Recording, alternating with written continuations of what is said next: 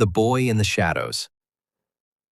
Every night, when the rest of the world drifted off into dreams, a faint light still glowed on a lonely, dusty street in northern Nigeria. It came from a single, stubborn streetlight, the only one still working in a neighborhood swallowed by darkness. And right beneath it sat a boy. His name was Ibrahim Musa, thin, barefoot, and hunched over a pile of tattered second-hand textbooks. He was only 12, but in his eyes burned a kind of hunger few ever understand. Not the hunger for food, but for a future. Home for Ibrahim was a single, cramped room that his family of 5 shared. There was no electricity, no proper table, and sometimes not even dinner. But that never stopped him. Every night, after helping his mother roast corn by the roadside, Ibrahim would drag out a rickety wooden stool, place it under that trembling streetlight, and start reading. The night air would buzz with the sound of distant generators, barking dogs, and the hum of mosquitoes swirling around his ears.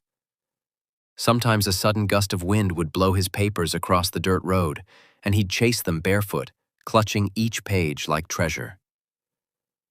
But no matter how hot, cold, or loud the night became, he stayed there, his small face glowing under the pale yellow light, eyes moving steadily across the words that carried his dreams. His father, a night watchman miles away, earned just enough to keep the family from going hungry. His mother worked herself to exhaustion selling roasted corn to strangers who barely noticed her. Still, every evening, as she packed up her stall, she'd glance down the road and see her boy sitting under that streetlight. Pride would swell in her chest, but so would fear. Pride because her son was different. Fear because life, she knew, had a cruel way of crushing those who dared to dream too big. Sometimes, when the words on the page began to blur from tired eyes, Ibrahim would look up at the night sky, stars faint and scattered, and whisper softly, "One day, I'll wear that white coat. I'll help people. I'll make Mama proud." He didn't know how it would happen. He didn't have a plan or money or even a steady light to read under, but he believed. And in that belief lived something stronger than luck: hope. People passing by would often stop for a moment, curious. They'd see the small boy sitting alone under the flickering glow, books spread around him. Some would smile, others would shake their heads and move on. None of them knew they were witnessing the start of something extraordinary, a story that would one day travel far beyond that dusty corner of the world. Because that boy under the streetlight wasn't just studying, he was fighting for his life. Every line he read, every note he scribbled, was a step toward rewriting his destiny. But just when it seemed like nothing could stop him, life had one more test to give. One night, as Ibrahim flipped through his worn-out notebook, the streetlight above him began to flicker faster. And then, without warning, it went out. Darkness swallowed the street. Silence followed. And for the first time, Ibrahim was left staring at the empty space where his light had once been. The very glow that had fueled his dream was gone. And so, he stood there, alone, uncertain, on the edge of a night that suddenly felt endless. Hunger and the price of dreams. Morning came, but it brought no kindness to Ibrahim's world. The sun climbed above the cracked rooftops and rusted zinc sheets of his neighborhood, lighting up a town where many dreams had long given up the fight. While other children rushed off to school with lunchboxes and shiny shoes, Ibrahim walked barefoot through dusty streets, carrying a faded, torn backpack that had lost its zippers years ago. Inside it were 3 things that meant everything to him: a half-used pencil, a worn-out exercise book, and a stubborn little hope that refused to die. He was always the first to arrive at school, even when his stomach was empty. Hunger was no stranger to him. It was an old companion that followed him everywhere, quiet but cruel.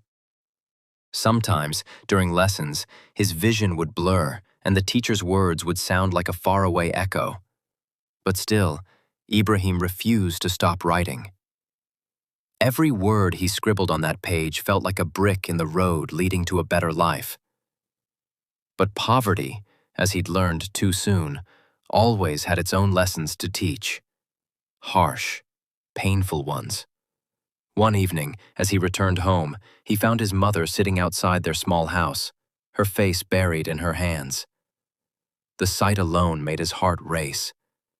When she finally looked up, her eyes were red and swollen from crying.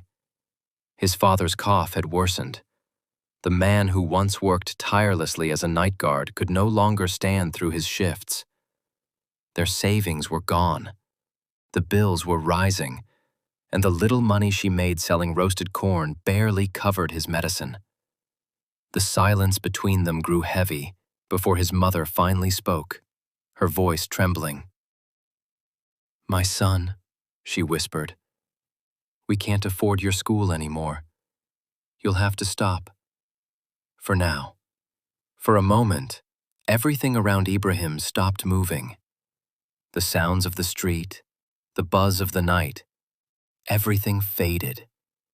His chest felt tight, as though the world had just closed in on him.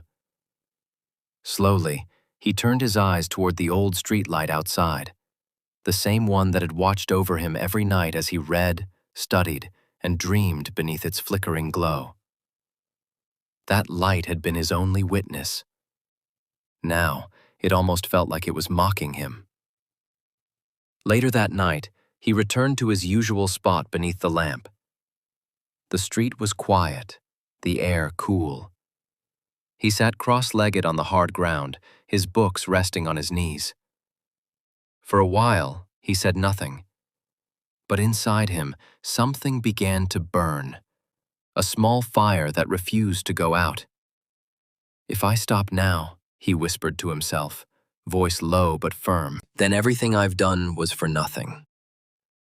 He placed his hands on his open notebook, running his fingers over the rough paper as if it were alive, like the heartbeat of his dream itself. He had no candles, no proper meals, no shoes, but he still had his dream. And that, he decided, was enough. That night, under the soft hum of the flickering streetlight, Ibrahim made a promise to himself. He vowed that no matter what happened, he would never stop studying. One day, he swore, the world would remember his name. What he didn't know then was that destiny had heard that vow, and it was about to test his strength in ways he could never have imagined. The night of the policeman. The next few nights rolled by like a dream, quiet, heavy, and somehow the same. The only sounds were the steady hum of crickets, the low growl of distant generators, and Ibrahim, still sitting under that same tired streetlight. His books were growing old, their pages wrinkled from use, and his eyes carried deep shadows of sleeplessness. Yet the fire inside him only burned brighter. Every night, his mother would peek out from their small doorway, her heart pounding with worry. "Ibrahim, it's too late, my son. Come inside," she'd plead softly, her voice trembling through the night air. But he would only smile, that calm, stubborn smile of his. "Just one more page, Mama, I promise." That one more page turned into 2, then 10, then hours. The night would fade into dawn before he finally dragged himself home, tired but satisfied. And then one night, everything changed. It was a little past midnight. The streets were quiet, wrapped in that strange silence only small towns know. Then, from the distance, came the low rumble of a car engine, growing louder until a bright flashlight beam cut across the darkness. A police patrol car slowed down right next to where Ibrahim sat. "Hey, you there! What are you doing out here?" a deep voice called. Ibrahim froze, his heart racing so hard it felt like it might burst. He quickly held up his book like a shield. I'm reading, sir." The officer frowned, squinting into the dim light. Reading? At this hour? Yes, sir, Ibrahim said quietly. There's no light at home. This is the only place I can study. The man said nothing for a while. He simply looked at the boy, at the tattered shirt hanging loosely on his shoulders, at his dusty feet, and at the little notebook filled with neat, determined handwriting. His expression slowly softened. What's your name, boy? He finally asked. Ibrahim Musa. And what do you want to be when you grow up? Ibrahim didn't even blink. A doctor, sir. The officer let out a short, almost disbelieving laugh. A doctor? Studying under a streetlight? Yes, sir, Ibrahim replied, his voice steady.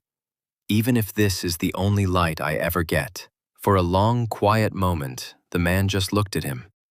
Then, without another word, he reached into his pocket and pulled out a small flashlight, the kind that barely fit in your palm. He walked over, placed it gently on the boy's wooden table, and said, Take this. Study well. The world needs people like you. Before Ibrahim could even say thank you, the man turned back toward his car. The sound of boots faded into the night, and soon the red and blue lights disappeared down the road. Ibrahim sat there for a while, staring at the flashlight glowing softly in his hand. Tears welled in his eyes. Not of sadness, but of hope. For the first time, he didn't just feel noticed. He felt believed in. But destiny wasn't finished testing him yet. It began with the wind. A strange, whistling wind swept through the narrow streets like a warning. Dark clouds gathered, thick and angry, swallowing the moon and stars. Still, Ibrahim sat there, his books open, the new flashlight glowing by his side. He'd faced hunger, laughter, and endless fatigue, but tonight he was determined to finish his science chapter. Then the storm hit. Lightning tore through the sky. Thunder roared like 1,000 drums. Within minutes, rain crashed down, soaking everything: his books, his clothes, his dreams. He tried to protect his notes, but the wind was wild, ripping the pages from his hands and tossing them into the dark like frightened birds. Then came the flash, bright, fierce, and a deafening crack. The streetlight, the one that had carried his dreams, exploded. Sparks flew, the pole hissed, then silence. The light was gone. For the first time in years, Ibrahim sat in complete darkness. The rain pounded his skin, the mud clung to his feet, and his heart felt heavier than the soaked books in his hands. When the storm finally stopped, he just sat there, staring at the broken pole. His voice trembled as he whispered, "Even the sky doesn't want me to learn." By morning, glass and branches littered the ground. His books were ruined, his dream fading. His mother found him sitting there, still and silent. She placed a tender hand on his shoulder and said softly, "My son, maybe this is a sign to rest." But Ibrahim slowly shook his head, eyes red yet fierce. "No, Mama. If the light is gone, then I'll become the light." And that night, something inside him changed forever. Ibrahim chose to fight back, against fate, against poverty, and even against the darkness itself. The light within. For days, that street corner stayed dark. The government never came to fix the broken bulb, and soon the whole neighborhood forgot it had ever given light. But not Ibrahim. Every time he passed that spot, he'd slow down for a second, staring at the empty pole. To him, it wasn't just a dead light. It was a memory. He remembered the long nights he'd stood there, books in hand, studying under its glow. Remembered how the light once felt like hope. Now, seeing it dark felt like losing a friend. But it also reminded him of something deeper, of who he truly was. He refused to give up. By the fourth night without light, Ibrahim made up his mind. If the world wouldn't give him light, he'd make his own. So, he started searching through trash heaps around the neighborhood. People watched him with confusion, some even pity.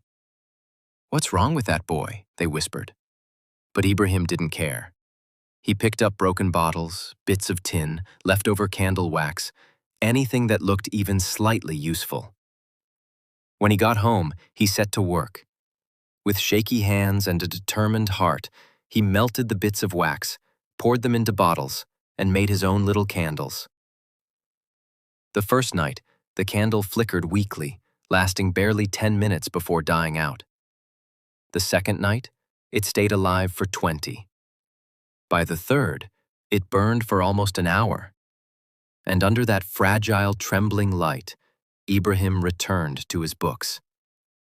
His eyes stayed fixed on the words, his mind locked in focus, his heart unbreakable. The faint flame reflected in his eyes, but the real fire burned inside him. His classmates soon noticed. Some were curious, others cruel. "Look at him, the candle boy," one of them sneered. "Think a tiny flame's gonna make you a doctor?" Another laughed. Ibrahim said nothing. He just smiled quietly. Because he had already learned something they hadn't. The brightest light doesn't come from a bulb or a lantern. It comes from inside, from the will to keep going even when the world goes dark. Then, one day, something unexpected happened. During class, his teacher, Mrs. Okeke, called him to her desk. "Ibrahim," she asked softly, "why are you always the last to leave school every day?" He hesitated, staring at the floor. "There's no light at home, Ma," he finally whispered. "I stay here while there's still sunlight, so I can read." Her face softened immediately. That evening, she asked him to wait behind after everyone left. When he was about to go home, she handed him a small brown bag. Inside were 3 candles, a plate of rice and beans, and a folded piece of paper. On it were 7 handwritten words that made Ibrahim's heart swell. "Never let the darkness around you decide the brightness within you." That night, he studied by her candles, his tears falling quietly onto his open notebook. The world might have taken away his streetlight, but it gave him something far more powerful: faith. Faith that kindness still existed. But just when he thought he was winning the fight against the dark, a new storm was waiting for him. As his final exams approached, poverty came knocking again. This time, not to steal his light, but to test how much farther his dreams could burn. The price of a dream. Months rolled by, and Ibrahim wasn't that skinny boy anymore. He had grown taller, sharper, and more determined than ever. This was it, his final year of secondary school. The year he'd dreamed of since the very first day he stepped into a classroom. But then, the principal made an announcement that shattered that dream into pieces. The WAEC registration fee is 18,000 naira. For most students, it was just another fee. But for Ibrahim, it might as well have been a mountain made of gold. He sat at the back of the class, staring at his notebook, his pen trembling between his fingers. Around him, his classmates were chatting excitedly about the upcoming exams, what subjects they'd pass, how they'd celebrate after. But Ibrahim's mind was far away. His father still couldn't work after his accident. His mother's roasted corn business barely kept food on the table. Every naira that came in was either for food or medicine. There was never anything left. That night, Ibrahim sat beside his mother under the weak flicker of their kerosene lamp. The air smelled faintly of smoke and corn. "Mama," he said quietly, "if I don't write this exam, everything I've worked for, it'll all be wasted." His mother sighed deeply, her eyes tired yet full of love. "I know, my son," she said softly. "I know." For a long moment, neither of them spoke. The silence was heavy, filled with everything they couldn't afford to say out loud: fear, pain, and the endless weight of poverty. The next morning, Ibrahim made a decision. If the world wouldn't give him a chance, he would make one himself. So he started working. He fetched water for neighbors before school, carried heavy loads at the market after class, washed cars for strangers, and sold pure water on weekends.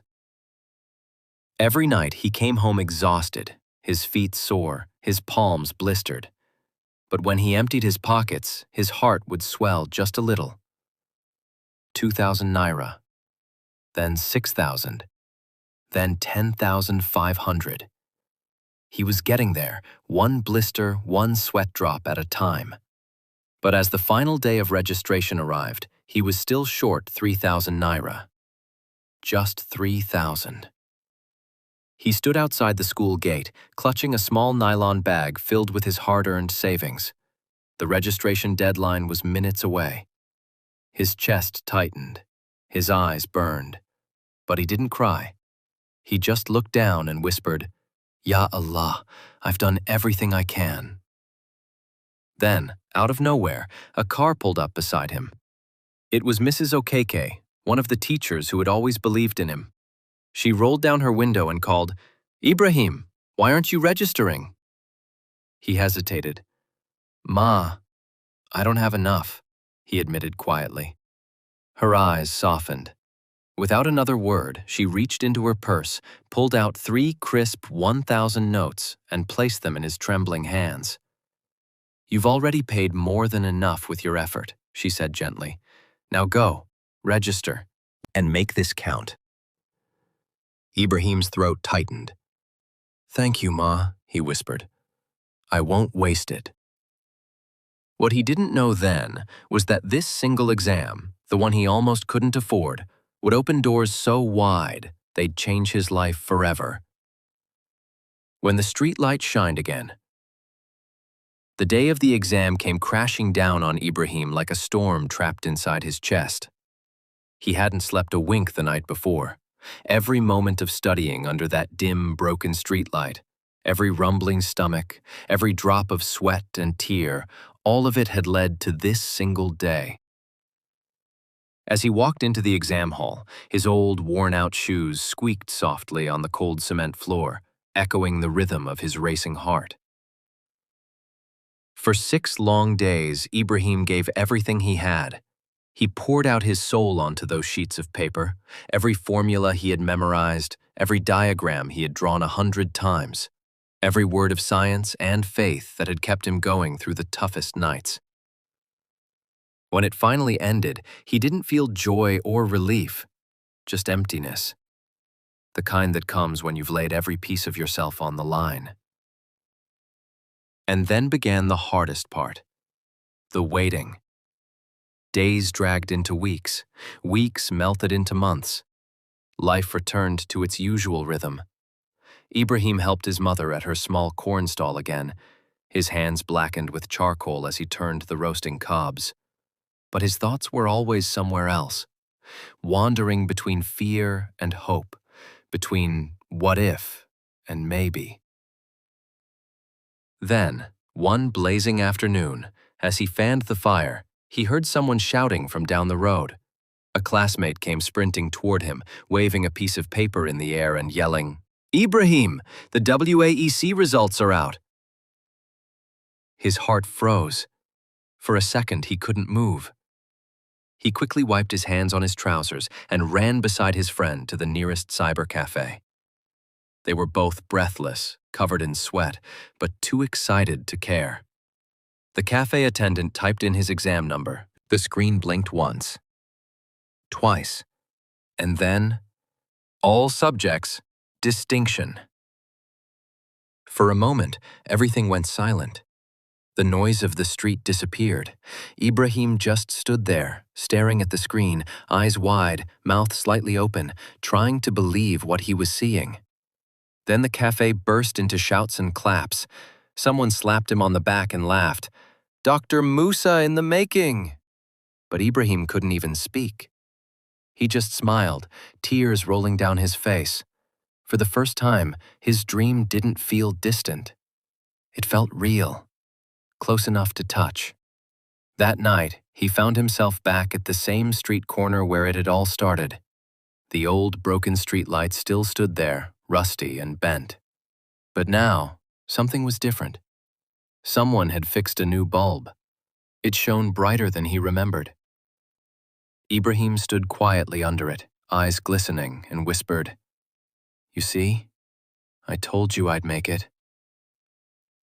Years later, when Ibrahim walked across the graduation stage wearing his white doctor's coat, the crowd rose to their feet.